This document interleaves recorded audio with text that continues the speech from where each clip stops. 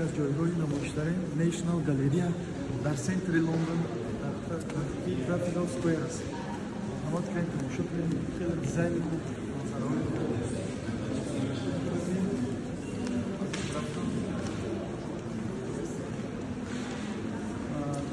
یکی از جایگاه نمایش‌داری در لندن است. چیزی که می‌بینید در مخصوص شخصای سودگان اگر خواهید که شما درباره همین گالری و درباره همین صورتایی که مونده هستن توصیه بتن شمایی که معلومات هیستوریاش بگم برای شما تقریبا فکر 5 پوند یعنی که است میتونید شما 5 پوند خیریه بدین و هست آدمایی که یعنی که زبان روسی و زبان انگلیسی برای شما هیستوریا یعنی که تاریخ همین صورت‌ها را میگن که چی معنی ها داره. خداوند نگهدار ایوان از نیشنال گالری لندن.